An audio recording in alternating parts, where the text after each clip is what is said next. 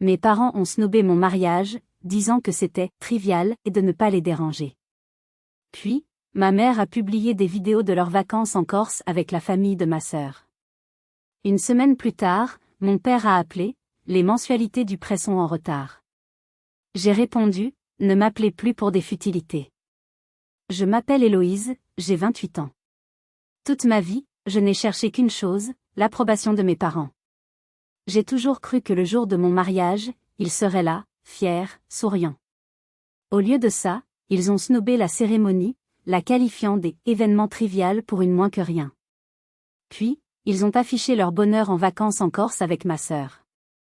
Une semaine plus tard, mon père m'a appelé pour me réclamer de l'argent pour un prêt imaginaire. C'est là que je lui ai répondu, ne m'appelez plus pour des futilités. Cette phrase a tout changé. Elle a mis fin à des années de mépris et a été le début de ma véritable vie.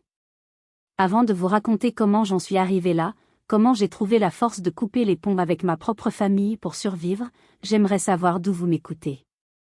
Dites-moi dans les commentaires depuis quelle ville ou quel pays vous suivez mon histoire, et quelle heure il est chez vous en ce moment. Ça me touche de savoir que nous sommes connectés, peu importe la distance. Maintenant, laissez-moi vous ramener au début de tout. J'ai grandi à Rennes, en Bretagne, dans une de ces familles de classe moyenne où le « paraître » est plus important que « être ». Notre maison était toujours impeccable, la pelouse tondue au millimètre près, et chaque photo de famille soigneusement mise en scène pour projeter une image de bonheur parfait. Mais derrière cette façade lisse se cachait une dynamique familiale profondément déséquilibrée. Au centre de cet univers, il y avait mes parents, Marcel et Geneviève, et leur étoile, ma sœur aînée, Adèle. Mon père, Marcel, venait d'un milieu modeste. Il avait travaillé sans relâche pour gravir les échelons, et il était obsédé par la réussite sociale, par le fait de prouver qu'il était arrivé. Il nous répétait souvent, comme une litanie, « J'ai trimé toute ma vie pour que vous n'ayez pas à courber l'échine comme moi. » Adèle, elle, l'a bien compris. Ma mère, Geneviève, avait sacrifié ses propres ambitions. Elle rêvait de faire des études de pharmacie, mais elle avait abandonné ce projet pour élever ses enfants. Toute son énergie, tous ses espoirs déçus, elle les avait investis en Adèle, son chef-d'œuvre, la future avocate qui allait accomplir tout ce qu'elle n'avait pas pu faire. Et puis, il y avait moi. La seconde, la discrète, l'artiste. Ma passion, c'était la poterie. J'aimais la sensation de l'argile froide sous mes doigts, l'odeur de la terre humide, la magie de voir une forme naître de mes mains. Pour mes parents, ce n'était pas une passion, c'était un passe-temps salissant, un caprice sans avenir. C'était indigne de leur vision du succès. Je me souviens, pour la fête des mères, j'avais 12 ans. J'avais passé des semaines à façonner et à peindre un service à tes miniatures en céramique. J'étais si fière. Quand je l'ai offert à ma mère, elle a à peine jeté un coup d'œil. « C'est gentil, merci », murmuré, et la boîte a été immédiatement rangée dans un placard, pour ne plus jamais en ressortir. 5 minutes plus tard, je l'entendais au téléphone avec ma tante, s'extasiant sur la rédaction impeccable qu'Adèle venait de rendre en cours de français. Plus tard dans la soirée, je l'ai entendu dire à une voisine, cette petite qui passe son temps à jouer avec la boue. Ce n'est pas très distingué, vraiment pas le genre de la famille. J'étais dans le couloir, le cœur en miettes. Ma création, une partie de moi, venait d'être qualifiée de « boue ». 4 ans plus tard, à 16 ans, une de mes sculptures a été sélectionnée pour être exposée au Festival des Arts de la ville. C'était une immense reconnaissance pour moi. J'ai prié mes parents de venir. Le jour J, ils ne sont pas venus. Ils devaient accompagner Adèle à une conférence pour les futurs étudiants en droit. C'est important pour son réseau, tu comprends, avait dit mon père. J'ai compris. J'ai passé l'après-midi seule, debout à côté de mon œuvre, regardant les autres familles prendre des photos, fières de leurs enfants. Cette solitude, au milieu de la foule, était assourdissante. En rentrant ce soir-là, mon père m'a vu, l'air abattu.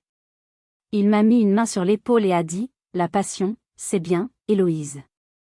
Mais la passion ne paie pas les factures. » Ces mots, et tant d'autres, ont creusé un fossé en moi. Ils ont planté la graine du doute. Et s'ils avaient raison? Et si je n'étais qu'une rêveuse inutile, une artiste ratée en devenir? Je me sentais constamment jugée, évaluée sur une échelle de valeur où je partais toujours perdante. Adèle était l'investissement, moi, j'étais la dépense. Elle était l'avenir, moi, le souci. Je me suis juré qu'en grandissant, en ayant mes propres succès, je les forcerais à me voir différemment, à me reconnaître enfin comme leur fille, et pas seulement comme l'ombre de ma sœur. Je suis donc partie étudier les arts appliqués à Nantes, mettant autant de distance que possible entre eux et moi. Je pensais que cette fuite serait ma libération. Mais j'étais bien trop naïve de croire qu'on pouvait si facilement échapper au poids d'une vie de mépris. Ce n'était que le début de ma véritable épreuve. Nantes a été une bouffée d'air frais, une renaissance. Pour la première fois de ma vie, j'étais définie non pas par ma famille, mais par mon talent. C'est là que j'ai rencontré les deux personnes qui allaient devenir mes piliers. D'abord Félix, un assistant en histoire de l'art. Il avait un regard doux et une intelligence vive.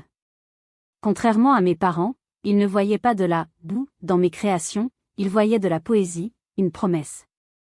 Il a été le premier à me dire « Tu as un don, Héloïse. Ne laisse jamais personne te faire croire le contraire. » Ces mots étaient un baume sur des années de blessures. Puis il y a eu Marion, une étudiante en photographie à l'énergie débordante et à la franchise décapante. Elle est devenue ma meilleure amie, ma confidente, mon avocate personnelle. Quand je lui racontais mon enfance, elle entrait dans des colères folles contre ma famille, ce qui, étrangement, me faisait du bien. Ils sont aveugles, ma pauvre, complètement aveugles, me disait-elle. Avec leur soutien, j'ai commencé à m'épanouir. J'ai monté mon petit atelier dans mon appartement d'étudiante, j'ai créé une boutique en ligne, et j'ai commencé à vendre mes céramiques sur les marchés d'artisans le week-end. Ce n'était pas grand-chose au début, quelques bols par-ci, quelques tasses par-là, mais chaque vente était une victoire. Chaque pièce qui trouvait un foyer était la preuve que mon art avait de la valeur, que *J* avait de la valeur. 1 an après mon diplôme, j'ai décroché ma première grosse commande.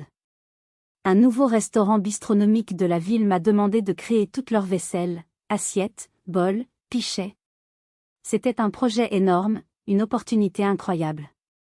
J'étais euphorique. Dans un moment de faiblesse, espérant un signe d'intérêt, j'ai appelé ma mère pour lui annoncer la nouvelle.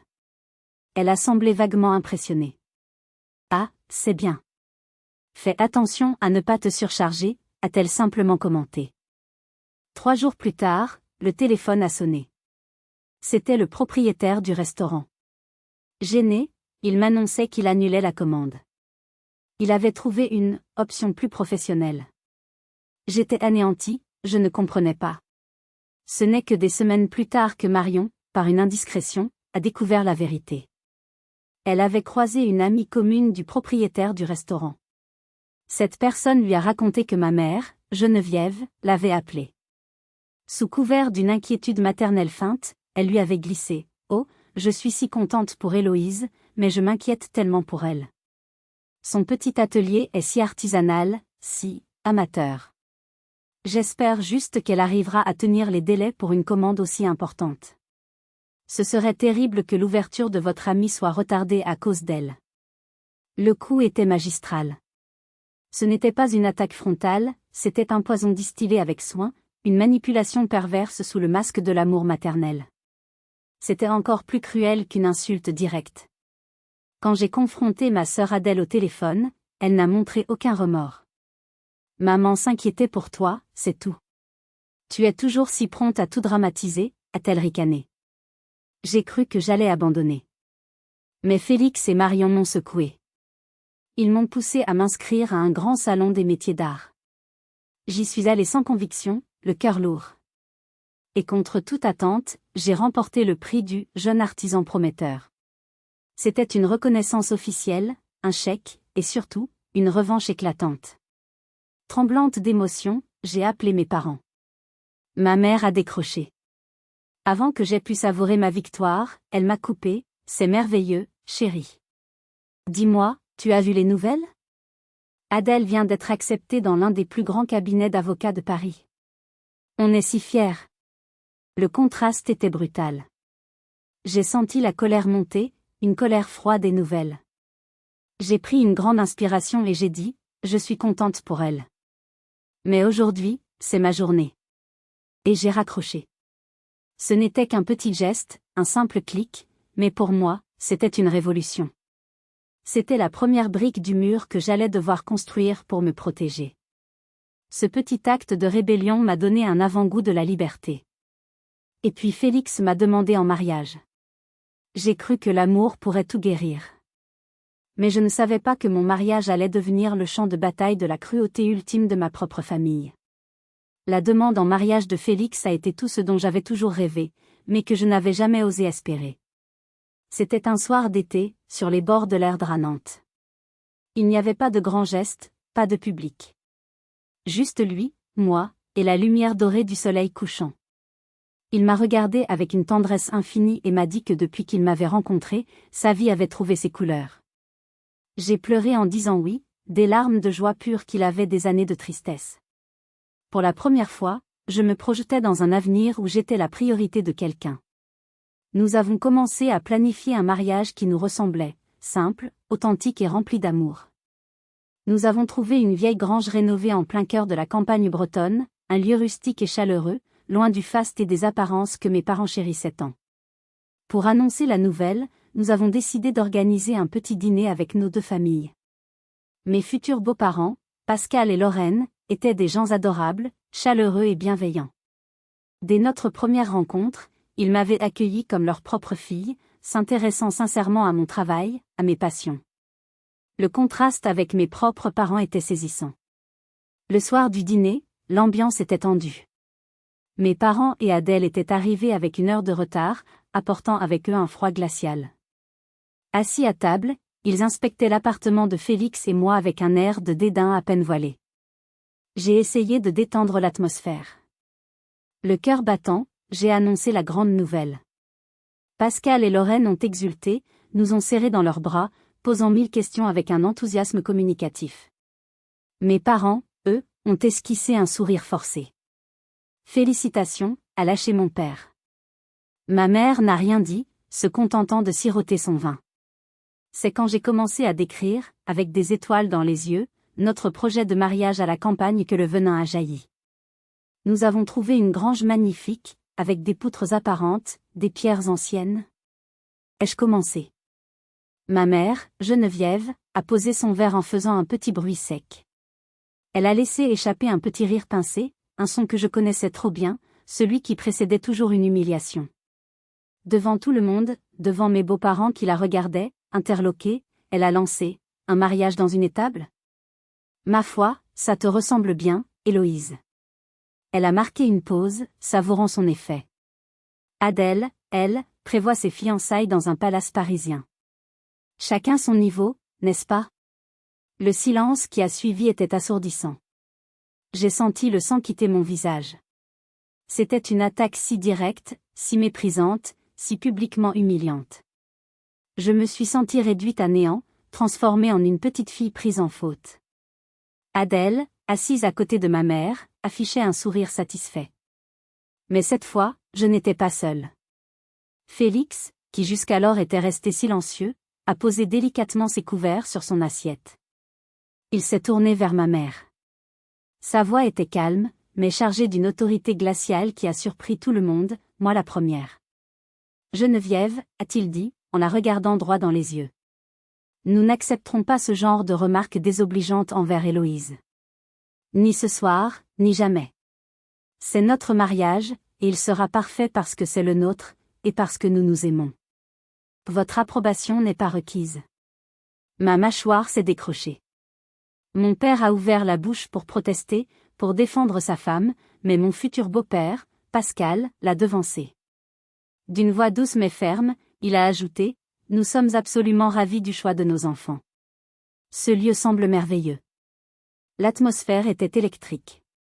Ma mère était livide, furieuse d'avoir été remise à sa place, surtout devant des « étrangers ». Adèle me fusillait du regard, comme si tout était de ma faute.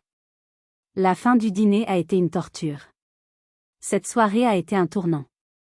La protection farouche de Félix m'a donné une force que je ne soupçonnais pas. Mais en même temps, j'avais réveillé la bête. J'avais humilié ma mère, la reine de la famille. Et je savais, au plus profond de moi, qu'elle ne me le pardonnerait jamais. Sa vengeance serait terrible.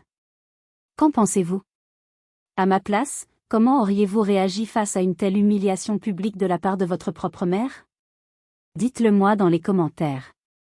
Après ce dîner catastrophique, j'ai tenté de me persuader que les choses pouvaient encore s'arranger. Une partie de moi, la petite fille qui cherchait désespérément l'amour de ses parents, voulait croire qu'ils réaliseraient leur erreur, qu'ils finiraient par se comporter en parents aimants pour le plus beau jour de ma vie. Je me suis donc lancée à corps perdu dans les préparatifs, comme pour noyer mon anxiété sous une montagne de tâches à accomplir.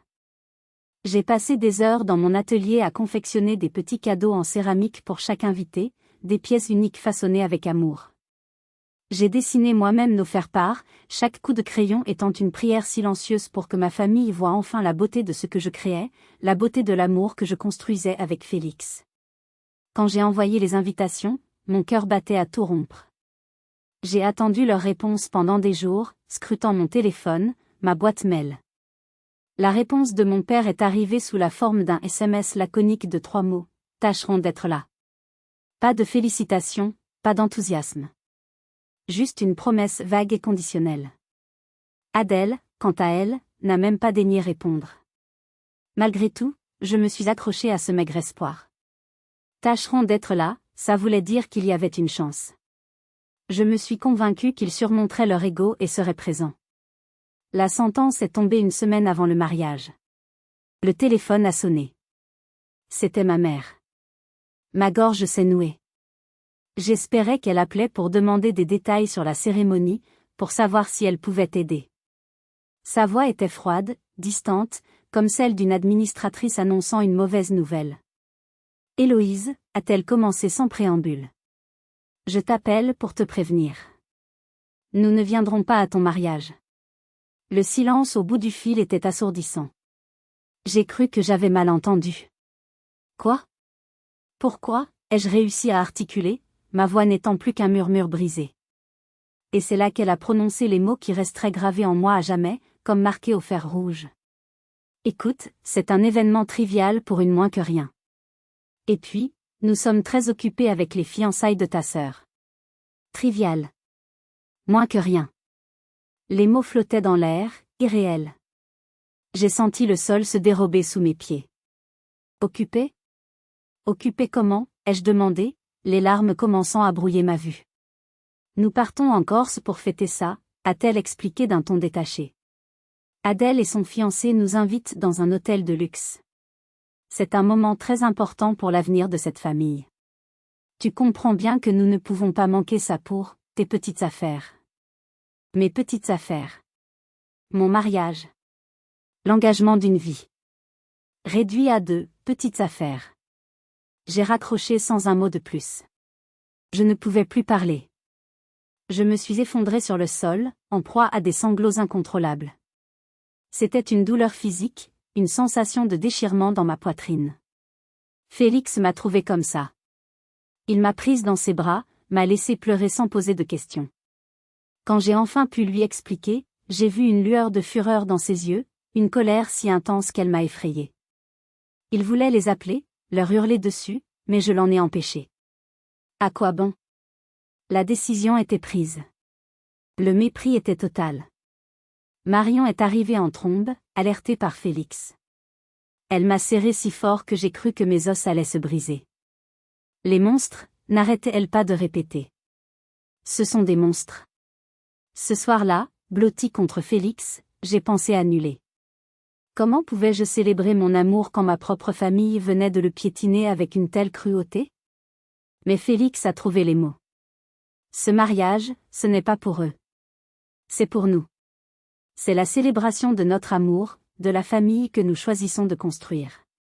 Ne les laisse pas nous voler ça aussi. J'ai donc traversé l'allée le jour de mon mariage, le cœur en 1000 morceaux mais la tête haute, en essayant de me concentrer sur le regard aimant de Félix. Je pensais que leur absence serait la pire des douleurs. Mais j'avais tort. Même à des centaines de kilomètres de là, ils avaient trouvé un moyen de me blesser encore plus profondément. Le jour de mon mariage a été un mélange surréaliste de joie et de chagrin. La grange était magnifiquement décorée, exactement comme je l'avais imaginé. Nos amis étaient là, la famille de Félix m'entourait d'une chaleur et d'une affection sincère qui me faisaient monter les larmes aux yeux. J'ai dit « oui » à l'homme de ma vie, ma voix tremblant d'émotion, et en croisant son regard, j'ai ressenti une vague d'amour si puissante qu'elle a momentanément éclipsé ma peine. Mais le chagrin était là, tapi dans l'ombre, un invité indésirable. Il était dans les 3 chaises vides au premier rang, un trou béant dans le tissu de ma journée. J'essayais de ne pas les regarder, mais mon regard était constamment attiré par ce vide, par ce rappel silencieux de mon abandon. Pendant le cocktail, en riant aux blagues des amis de Félix, je me surprenais à chercher leur visage dans la foule, un réflexe absurde et douloureux. La soirée avançait, la musique battait son plein, et l'amour de nos proches a réussi à créer une bulle de bonheur autour de nous. J'ai dansé avec mon beau-père, Pascal, qui m'a serré dans ses bras en me murmurant « Tu es notre fille maintenant, Héloïse. Ne l'oublie jamais. » J'ai ri aux larmes avec Marion en nous remémorant nos années d'études. J'ai regardé Félix, mon mari, et je me suis sentie immensément chanceuse de l'avoir. Pourtant, une petite voix perfide au fond de moi refusait de se taire. Une lueur d'espoir stupide et irrationnel subsistait. Peut-être qu'ils regretteraient. Peut-être qu'ils enverraient un message, un simple « félicitations » pour se faire pardonner. Vers la fin de la soirée, alors que la fête commençait à s'apaiser, je me suis isolée un instant. J'ai sorti mon téléphone. Mes mains tremblaient. Je n'attendais rien, mais j'espérais tout. Pas d'appel manqué. Pas de message. Juste une notification Facebook. Ma mère avait publié quelque chose. Mon estomac s'est noué. J'ai cliqué. Et là, l'horreur. Ce n'était pas une photo. C'était une vidéo. Une vidéo prise en direct quelques heures plus tôt. La scène se déroulait sur la terrasse d'un hôtel de luxe, avec une vue imprenable sur les eaux turquoises de la baie de Porto Vecchio, en Corse. Le soleil se couchait, peignant le ciel de couleurs flamboyantes. Et au premier plan, il y avait ma famille. Mon père, Marcel, et ma mère, Geneviève, bronzée, détendue, riant aux éclats. Ma sœur, Adèle, radieuse dans une robe d'été coûteuse, sa bague de fiançailles scintillant à la caméra. À côté d'elle, son fiancé, l'air suffisant. Ils levaient leur coupe de champagne. À nos étoiles. À l'avenir de la famille, s'exclamait ma mère, le regard brillant d'une fierté que je ne lui avais jamais vue pour moi. La caméra a fait un zoom sur Adèle, qui a gloussé en disant « Le meilleur reste à venir ». La légende de la vidéo disait « Célébration en famille sous le soleil de Corse ». Quand on investit sur les bonnes personnes, la vie est belle. J'ai regardé la vidéo en boucle, incapable de bouger. Chaque rire, chaque sourire était une gifle. Ils ne s'étaient pas contentés de m'abandonner le jour de mon mariage. Ils avaient orchestré une contre-célébration, un spectacle public de leur préférence, de mon insignifiance. Ce n'était plus de l'indifférence, c'était un acte de cruauté délibérée. La publication était un message clair, envoyé au monde entier, voici la fille qui compte, et voici l'autre, celle qui ne compte pas. Je n'ai pas seulement ressenti de la douleur. J'ai ressenti de la honte. Une honte profonde et brûlante. Ils avaient exposé mon rejet, ma place de « moins que rien » aux yeux de tous. C'est Marion qui m'a trouvé, recroquevillée dans un coin, les larmes coulant en silence sur mon visage, mon téléphone serré dans ma main. Elle n'a pas eu besoin de demander. Elle a vu l'écran. Un cri de rage étranglé lui a échappé. « Je vais les tuer », a-t-elle sifflé. Félix nous a rejoints, attiré par le cri de Marion. Il a vu la vidéo. Son visage s'est durci, ses poings se sont serrés. Il m'a arraché le téléphone des mains et l'a éteint, comme pour me protéger de la source du venin. Il m'a ramené sur la piste de danse, m'a tenu contre lui et m'a dit « Danse avec moi. Ne pense plus à eux. Ce soir, il n'y a que nous. » Et nous avons dansé, mais je sentais le poids de cette humiliation sur mes épaules. Une semaine plus tard, alors que la blessure était encore à vif, un appel de mon père allait me prouver que l'abîme de leur indécence était sans fond. La semaine qui a suivi mon mariage a été une brume étrange. Nous sommes partis quelques jours en lune de miel, non pas dans une destination exotique, mais dans une petite maison louée sur la côte bretonne. J'avais besoin de la mer, du vent, de la simplicité de la nature pour tenter de panser mes plaies. Félix a été un roc, devinant mes silences, me laissant pleurer quand j'en avais besoin, me faisant rire pour chasser les ombres. J'essayais de ne plus penser à la vidéo, mais les images revenaient me hanter la nuit, leur rire, le champagne, le soleil corse. Chaque fois, c'était un coup de poignard dans une blessure encore ouverte. J'ai commencé à comprendre que ce n'était pas une simple absence, c'était un acte de bannissement. Il m'avait symboliquement exclu de la famille. De retour à Nantes, je me suis plongée dans le travail, cherchant un refuge dans la familiarité de mon atelier. Le contact de l'argile me calmait, le tour qui tournait était une forme de méditation. Je tentais de reconstruire une normalité, de me concentrer sur mon avenir avec Félix, sur l'amour qui, lui, était bien réel. C'est là que le téléphone a sonné. C'était un après-midi pluvieux. Je venais de finir de vernir une série de vases. Le nom « Papa » s'est affiché sur l'écran. Mon cœur a fait un bond. Une partie de moi, stupide et naïve, a cru qu'il appelait pour s'excuser. Je me trompais lourdement. « Allô, Héloïse » a-t-il commencé. Sa voix n'était ni chaleureuse, ni contrite. Elle était professionnelle, froide, comme celle d'un banquier qui appelle pour une échéance impayée. « Papa ? Ça va, ai-je bredouillé, surprise. Je vais droit au but, je n'ai pas beaucoup de temps, a-t-il poursuivi, ignorant ma question. Ta mère et moi avons discuté.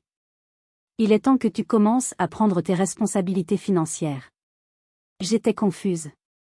Quelle responsabilité ? Je paie mes factures, Il m'a coupé. Je parle du prêt étudiant que nous avons contracté pour toi à l'époque. Nous avons été bien gentils de tout couvrir jusqu'à présent, mais avec les dépenses pour le mariage d'Adèle qui approche, il est normal que tu participes. C'est une question d'équité. Un brouillard s'est installé dans mon esprit. Un prêt ? Quel prêt ? J'avais contracté un prêt étudiant, oui, un prêt garanti par l'État, que je remboursais religieusement chaque mois depuis la fin de mes études. Mes parents n'avaient jamais rien payé pour moi, à part me donner de l'argent de poche au lycée. Je ne comprends pas, papa. De quel prêt parles-tu ? Le mien, je le rembourse déjà. Il a poussé un soupir agacé, comme si j'étais particulièrement lente à la détente. Héloïse, ne fais pas l'idiote. Le prêt que nous avons pris à notre nom pour t'aider. Adèle mérite un mariage parfait, cela coûte très cher. C'est ton devoir de sœur de contribuer. Le choc était si violent que je suis restée sans voix. Non seulement ils m'humiliaient, mais maintenant ils essayaient de m'extorquer de l'argent pour le mariage de la sœur pour laquelle ils avaient sacrifié le mien. Et le tout, basé sur un mensonge. Je dois vérifier mes papiers, ai-je balbutié. Je te rappelle. J'ai raccroché, les mains moites. Félix, qui avait entendu la conversation, me regardait, le visage sombre. C'est une blague, a-t-il demandé. Ce soir-là, nous avons transformé notre salon en bureau de détective. Nous avons sorti toutes mes vieilles boîtes de documents administratifs, les relevés de compte, les contrats de prêt. Tout était là, noir sur blanc. Le contrat de mon prêt étudiant, signé uniquement par moi. Les ordres de virement mensuels de mon compte vers l'organisme de crédit, chaque mois, sans exception. J'ai même appelé ma banque le lendemain matin pour avoir une confirmation absolue. La conseillère a été formelle, aucun autre prêt n'était associé à mon nom, et mes parents n'avaient jamais été co-emprunteurs ou garants de quoi que ce soit. La vérité m'a frappée avec la violence d'un accident de voiture. Ce n'était pas une erreur. Ce n'était pas un malentendu. C'était une fabrication pure et simple. Un mensonge délibéré et calculé pour me faire culpabiliser et me forcer à financer le bonheur de ma sœur. Mon souffle s'est coupé. Je tenais dans mes mains la preuve irréfutable, non seulement de leur cruauté, mais aussi de leur malhonnêteté. La douleur a commencé à se transformer en autre chose. Une colère froide, lucide et tranchante. J'ai repris mon téléphone. Le lendemain, j'allais le rappeler. Et cette fois, la petite fille soumise et silencieuse qu'il avait toujours connue n'existerait plus. Le lendemain matin, je me suis assise à la table de la cuisine, une tasse de café fumant entre mes mains tremblantes. J'ai regardé le téléphone comme si c'était une arme. Une partie de moi, la petite Héloïse conditionnée depuis l'enfance, me suppliait de laisser tomber. Ne fais pas ça, c'est ton père, c'est ta famille. Tu vas tout détruire. Mais une autre voix, plus forte, plus enragée, une voix que je ne m'étais jamais autorisée à écouter, hurlait en retour, si tu ne le fais pas maintenant, c'est toi qu'ils vont finir par détruire. Félix s'est assis en face de moi. Il n'a rien dit. Il a juste posé sa main sur la mienne. Sa présence silencieuse était tout le soutien dont j'avais besoin. J'ai pris une profonde inspiration, et j'ai composé le numéro. Mon père a décroché à la deuxième sonnerie. Alors, tu as réfléchi, a-t-il demandé, son ton impliquant que ma seule option était d'obéir. J'ai fermé les yeux, puisant ma force dans les années d'humiliation. Ma voix, quand elle est sortie, était étonnamment calme. Froide. Méconnaissable. Oui, j'ai réfléchi. Et j'ai aussi vérifié tous mes documents, papa. J'ai marqué une pause. Il n'y a aucun prêt à votre nom. Mon prêt étudiant, je l'ai remboursé et je continue de le rembourser seul, chaque mois. Il n'y a aucune dette. Un silence. Un long silence au bout du fil. J'ai pu l'imaginer, décontenancé, cherchant une parade. Tu dois te tromper, a-t-il bafouillé. C'est un vieux dossier, tu as dû oublier. Non, je n'ai rien oublié, ai-je rétorqué, ma voix gagnant en assurance. Tout est là, noir sur blanc. C'était un mensonge. Le mot était lâché. Mensonge. L'accusation ultime. Il a perdu son sang-froid. Sa voix est montée d'un cran, devenant agressive. Mais enfin, Héloïse, un peu de gratitude. Après tout ce que nous avons fait pour toi. Ta sœur va se marier, c'est un événement majeur. Tu es tellement égoïste, tu ne penses jamais à la famille. Et là, j'ai entendu la voix de ma mère en arrière-plan, stridente, venimeuse. Elle nous doit bien ça. Après la honte qu'elle nous a faite avec son mariage ridicule. La honte. Mon mariage ridicule. Cette phrase a été l'étincelle qui a mis le feu aux poudres. Tout est remonté à la surface. La vidéo en Corse. Les chaises vides. Le service athée dans le placard. L'humiliation devant mes beaux-parents. Les mots, événement trivial pour une moins que rien. Une clarté féroce s'est emparée de moi. C'était fini. Définitivement fini. J'ai pris une dernière, lente inspiration. Et j'ai prononcé la phrase qui allait sceller mon destin et le leur. J'ai repris les mots exacts de ma mère, ces mots qui m'avaient anéanti, et je les leur ai renvoyés en pleine figure, comme un miroir de leur propre cruauté. Ne m'appelez plus pour des futilités. J'ai raccroché. Immédiatement. Avant qu'il ne puisse répondre. Avant que je ne puisse douter. Mon cœur battait à 100 à l'heure. Mes mains étaient glacées. J'ai regardé Félix, les yeux écarquillés. Un mélange de terreur et de triomphe se battait en moi. J'avais osé. J'avais tenu tête. J'avais coupé le cordon ombilical toxique. Félix s'est levé, a fait le tour de la table et m'a prise dans ses bras. Je suis si fière de toi, a-t-il murmuré dans mes cheveux. Une vague de soulagement, si intense qu'elle en était presque douloureuse, m'a submergée. C'était la première bouffée d'air après avoir failli me noyer. Mais je savais que ce n'était qu'une bataille de gagner. Raccrocher était une chose. Pour protéger cette paix nouvelle et fragile, pour m'assurer que le monstre ne reviendrait pas frapper à ma porte, je devais faire quelque chose de plus radical. Quelque chose de définitif. Je devais graver cette nouvelle frontière dans le marbre. Les jours qui ont suivi ce coup de fil ont été étranges. Un silence assourdissant avait remplacé l'anxiété constante qui avait rythmé ma vie. Ils n'ont pas rappelé. Mais leur silence n'était pas apaisant, il était lourd de menaces, comme le calme avant la tempête. Je m'attendais à tout moment à une nouvelle attaque, une nouvelle manipulation. Je vivais sur le qui-vive, sursautant à chaque sonnerie de téléphone. Marion, en me voyant dans cet état de tension permanente, a été très directe. Tu as besoin d'aide, Hello. D'une aide professionnelle. Tu as gagné une bataille, mais la guerre, elle se passe dans ta tête. Elle m'a donné le numéro de sa thérapeute, une femme qu'elle voyait depuis des années et qui l'avait aidée à traverser ses propres épreuves familiales. Prendre ce rendez-vous a été l'une des décisions les plus difficiles et les plus salutaires de ma vie. Entrer dans ce cabinet, m'asseoir en face d'une inconnue et déballer 28 ans de chagrin, de colère et de sentiment d'illégitimité était terrifiant. Mais la thérapeute, une femme douce et incroyablement perspicace, m'a écoutée sans jamais me juger. Quand j'ai eu fini mon récit, elle a dit une phrase simple qui a tout éclairé. « Héloïse, vous avez passé votre vie à essayer d'ouvrir une porte qui était verrouillée de l'intérieur. Il est peut-être temps d'arrêter de vous blesser les mains en essayant de l'enfoncer, et de construire votre propre maison, avec vos propres portes. » Elle m'a aidé à comprendre que pour guérir, je devais mettre en place une frontière claire, infranchissable. Pas une barrière de colère, mais une barrière de protection. Elle m'a suggéré de formaliser ma décision, non pas pour eux, mais pour moi. Pour que l'acte soit posé, conscient et définitif. Elle m'a conseillé d'écrire un email. Pas une lettre de reproche, pas un déballage de souffrance, mais une déclaration simple et factuelle. Ce soir-là, avec Félix à mes côtés, j'ai ouvert mon ordinateur. Sa présence était mon encre. J'ai écrit et réécrit chaque phrase, pesant chaque mot. Je ne voulais ni haine, ni drame. Je voulais de la dignité. La dignité qu'il m'avait toujours refusée. L'email était adressé à Marcel, Geneviève et Adèle. Il était court. Bonjour. Par cet email, je vous informe de ma décision de cesser tout contact avec vous.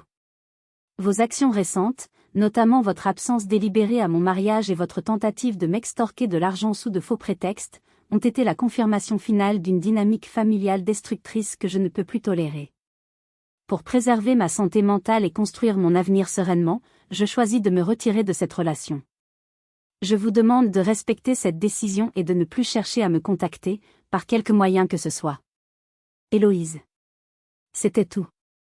Factuel. Froid. Irrévocable.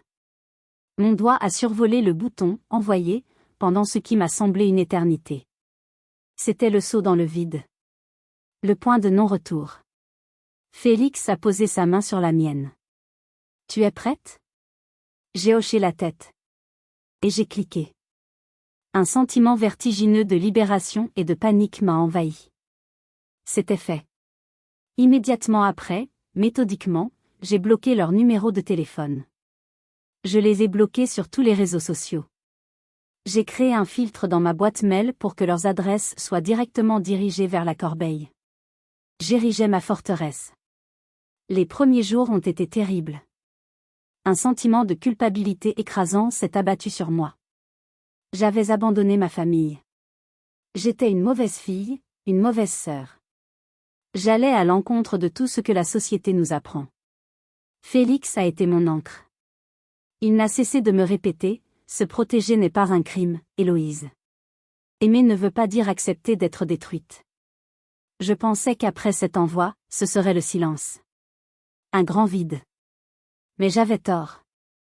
Les ondes de choc de ma décision allaient se propager bien au-delà du simple cercle familial, déclenchant une réaction en chaîne que je n'aurais jamais pu anticiper. Si vous êtes arrivé jusqu'ici, laissez un commentaire pour nous dire ce que vous auriez fait à la place d'OP. Vous pouvez aussi écrire simplement le chiffre 1 pour montrer que vous suivez encore. Et dites-nous, vous regardez cette histoire depuis quelle région ou quel pays? Ma décision de couper les ponts a créé une fissure dans la façade impeccablement entretenue de ma famille. Et cette fissure a commencé à s'étendre, révélant les fondations pourries qui se cachaient derrière. La première répercussion est venue d'un endroit inattendu. Ma tante Hélène, la sœur de ma mère, m'a appelé quelques semaines plus tard, un peu froissée. « Héloïse, ma chérie, on ne t'a pas vue à mon anniversaire. Tout va bien? Tes parents m'ont dit que tu étais très occupée, un peu débordée. » Tante Hélène avait toujours été plus douce, plus gentille que le reste de la famille. J'ai pris une grande décision. Au lieu de mentir, j'ai décidé de lui dire la vérité. Toute la vérité. Je lui ai raconté le mariage, la Corse, la vidéo, la tentative d'extorsion. Je lui ai parlé avec le calme que la thérapie m'apprenait, sans cris, sans larmes, juste les faits. Il y a eu un long silence à l'autre bout du fil. Puis, sa voix a changé. Elle était glaciale. Je ne savais pas. Ils ne m'ont rien dit de tout ça. Elle était visiblement choquée. Laisse-moi passer quelques coups de fil, a-t-elle conclu. Ce qu'elle a découvert en parlant à d'autres membres de la famille l'a horrifiée. L'histoire a commencé à circuler. Mes oncles, mes cousins, des gens qui jusqu'alors étaient restés neutres, ont commencé à voir mes parents sous un autre jour. Le récit qu'ils avaient servi, celui de la fille ingrate et distante, ne tenait plus la route face aux détails sordides de la vérité. La réputation de « famille parfaite » que mes parents avaient mis tant d'années à construire à Rennes commençait à s'effriter. Ils ont commencé à recevoir moins d'invitations. Les appels se sont faits plus rares. Pour la première fois de leur vie, ils faisaient face à une conséquence sociale de leurs actes. Pendant ce temps, l'onde de choc a atteint Adèle. Son futur mariage, celui pour lequel le mien avait été sacrifié, a commencé à battre de l'aile. Son fiancé, issu d'une famille où l'intégrité et la droiture étaient des valeurs cardinales, a mal vécu les rumeurs qui circulaient. Il a commencé à poser des questions à Adèle, à la confronter sur son silence, sur sa complicité passive. Selon ma tante, leur relation, autrefois si parfaite en apparence, est devenue une succession de disputes et de tensions. Il a commencé à voir au-delà de l'avocate brillante, il a vu la femme égoïste et incapable d'empathie, même pour sa propre sœur. Leur grand mariage a été reporté indéfiniment. Officiellement, pour des raisons professionnelles. Officieusement, tout le monde savait que le vernis avait craqué. Pour la première fois de sa vie, la Golden Girl, Adèle, faisait face à un échec. Et elle ne pouvait blâmer personne d'autre qu'elle-même et sa famille. Pendant que leur monde s'assombrissait, le mien s'illuminait. Libérée du poids de leur jugement, ma créativité a explosé. J'ai osé prendre plus de risques, j'ai créé des pièces plus audacieuses. Mon travail a été remarqué. J'ai signé un contrat important pour fournir toutes les pièces décoratives d'une nouvelle chaîne d'hôtels-boutiques en Bretagne. C'était la reconnaissance dont j'avais toujours rêvé, et elle venait de mon talent, pas de mon nom de famille. Félix et moi avons utilisé l'avance de ce contrat comme apport pour acheter notre première maison. Une petite longère en pierre à la campagne, avec un grand jardin où je pourrais installer un véritable atelier. Nous passions nos week-ends à la rénover, main dans la main, construisant notre avenir brique par brique. Et puis, un matin d'automne, alors que les feuilles rougissaient dans notre jardin, j'ai fait un test. 2 barres roses sont apparues. J'étais enceinte. Une vague de joie si pure, si intense, m'a submergée. J'allais devenir mère. J'allais créer ma propre famille, sur des bases d'amour et de respect. Alors que je tenais ce secret précieux au creux de mon ventre, une dernière nouvelle concernant ma sœur m'est parvenue par ma tante. Une nouvelle qui m'a fait comprendre que parfois, sans qu'on ait besoin de souhaiter le malheur des autres, la vie a sa propre façon, lente mais implacable, de remettre les compteurs à zéro. 9 mois plus tard, j'ai donné naissance à une petite fille, Manon. En la tenant dans mes bras pour la première fois, en regardant son petit visage endormi, j'ai ressenti un amour si primal, si inconditionnel, qu'il a guéri les dernières fissures de mon cœur. Toutes les années de recherche d'approbation, toutes les blessures, tout cela semblait soudainement lointain, insignifiant face à ce miracle. En la regardant, j'ai fait une promesse silencieuse. Je lui transmettrai un héritage différent de celui que j'avais reçu. Pas un héritage de compétition, de jugement et d'attentes impossibles. Mais un héritage d'acceptation, de soutien inconditionnel. Je célébrerai chacun de ses pas, qu'il l'amène vers un cabinet d'avocat ou un atelier d'artiste. Je lui apprendrai que sa valeur ne dépendait pas de ses succès, mais de qui elle était. La nouvelle de la rupture définitive des fiançailles d'Adèle m'était parvenue quelques mois avant mon accouchement. Son ex-fiancé avait fini par la quitter, fatigué de son arrogance et du climat toxique de sa famille. Pour la première fois, Adèle était seule face à ses choix. Je n'ai ressenti ni joie, ni triomphe. Juste une sorte de triste pitié. Elle était prisonnière d'un système que nos parents avaient créé, un système qui l'avait couronnée reine, mais qui l'avait aussi privée de la capacité d'aimer et de ressentir de l'empathie. Ma vie, elle, était pleine. Pleine des rires de Manon, de l'amour de Félix, des dîners improvisés avec Marion, des visites chaleureuses de mes beaux-parents, Pascal et Lorraine, qui étaient devenus les grands-parents que j'aurais aimé avoir. Ma tante Hélène était aussi devenue une présence constante, une véritable figure maternelle. C'était ça, ma famille. Pas celle du sang, mais celle du cœur. Celle que j'avais choisie, et qui m'avait choisi en retour. Ce long et douloureux voyage m'a appris la leçon la plus importante de ma vie. La famille n'est pas une obligation, c'est un refuge. Et si votre lieu de naissance est un champ de bataille, vous avez le droit de déserter. Vous avez le droit de construire votre propre forteresse, de choisir vos propres alliés. Mettre des limites n'est pas un acte de cruauté, c'est un acte de survie, un acte d'amour-propre. Aujourd'hui, quand je regarde mes mains, elles ne sont plus couvertes de la boue du mépris, mais de l'argile de la création. Je suis une mère, une épouse, une artiste accomplie. Je ne suis plus l'ombre de ma sœur. Je suis ma propre lumière. Et maintenant, c'est à vous. Mon histoire est terminée, mais la vôtre continue. Peut-être qu'en m'écoutant, vous avez reconnu des échos de votre propre vie. Peut-être que vous aussi, vous avez dû faire face à des dynamiques familiales toxiques, à un sentiment de n'être jamais assez bien. Si vous vous sentez prêt, partagez un morceau de votre histoire dans les commentaires. Comment avez-vous trouvé la force de poser vos limites? Avez-vous, vous aussi, trouvé une famille de cœur qui vous a sauvé? Vos témoignages sont précieux, non seulement pour moi, mais pour toutes les personnes qui liront et se sentiront moins seules. Si mon histoire vous a touché, n'hésitez pas à laisser un pouce bleu pour la soutenir, et à vous abonner pour ne pas manquer les prochaines. N'oubliez jamais, vous avez le droit de choisir qui vous donne de l'énergie et qui vous en prend. Vous avez le droit de partir pour vous retrouver. Et vous avez, plus que tout, le droit de construire une vie qui ressemble à un foyer. Merci de m'avoir écouté.